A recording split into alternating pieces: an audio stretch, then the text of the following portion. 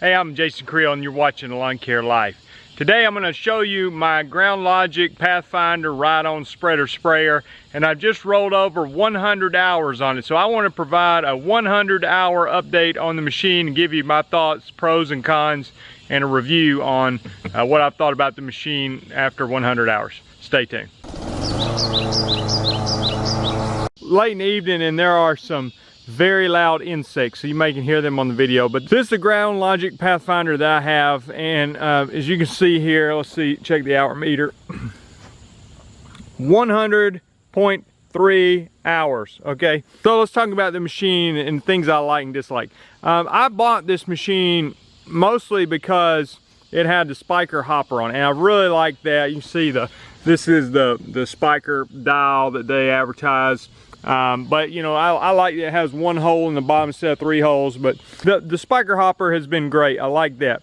And maybe some of you know too, I've had a permagreen in the past, and I like the permagreen as well. There's some ways in which the permagreen was better, there's ways in which the Ground Logic was better. So it does handle well just in general. Very good turning radius, holds a hill well. When I was reading about these machines, one of the things people talked about was them being top heavy by the design, with the tank being up on top, the actual spray tank, and then the hopper when it's full. And that there's some truth to that. I mean, when it is full, it's more top heavy than when it's not, obviously. But I found that it does hold a hill pretty well. So that, in saying that, I've turned it on its side a couple of times.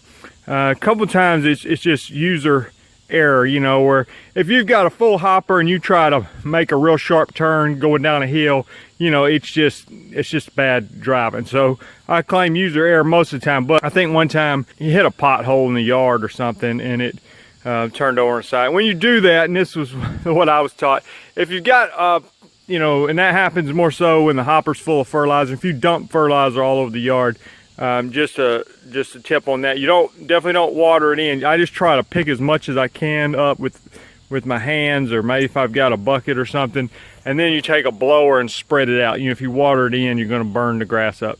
But that happens. This particular model is got, I don't have the spray bar on it. I've just got, let's look at it. I've just got the spray nozzle, not the spray bar, and I've been happy with how that performs. I will say, one time I read it was supposed to be spraying like 9 or 10 foot pattern, and I was looking at it, I was like, mine's only spraying like 5 foot, something's not right. Well, all it was I needed to tilt this thing forward. It was aimed too low and causing it to spray a really small pattern, a narrow pattern, which was not good. So I figured out, well, I actually watched a YouTube video and was able to figure out what was wrong with it. I like the handlebars being on the side here. It's just I can grab get a good nice wide grip on it, and just like I said, I like the way the machine handles.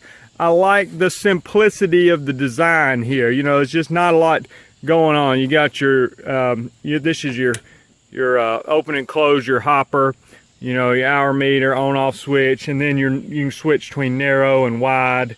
The narrow is like a 3 foot pattern. The wide is again something around 9 or 10 foot. And this I don't really use. It's something, to be honest, I forgot what that does, but it has something to do with the way it's spreading, but I just keep it the same. Of course, they got Honda engine, is about as reliable as you can get. Now, I will say this: since I purchased this machine, that the Ground Logic sold to Briggs & Stratton, and it's yet to be seen how that'll affect things. I like Ground Logic because that's what they did, was Ground Logic machines. Now they're just a part of the Briggs & Stratton gigantic corporation. So we'll see how that goes. But I hope they don't. Personally, I hope they don't start putting Briggs & Stratton engines on. I like the little Honda engine, and they're super reliable. As far as the negatives on this machine, like I said, the top heavy to me has not been a problem. I've found this thing holds well on hills. Going up a hill, sometimes you have to get off of it and walk behind it if it's just too steep of a hill. But going sideways on a hill, I mean, I can hold a pretty aggressive hill going sideways and not really fearing it tumping over. Like I said, when I have tumped over, it's usually because I'm trying to turn it too sharp and it's just bad driving basically. The main negative I have, and this is kind of minor. Well, let me say a couple things. These handles are really cheap. These are plastic. I had to replace one of these. That's about the only thing I've had to do to it. And I remember on the Permagreen, they had more of a metal kind of handlebar, like would be on a four-wheeler or a motorcycle or something. These are just plastic, super cheapo. So to me, that that could definitely be upgraded.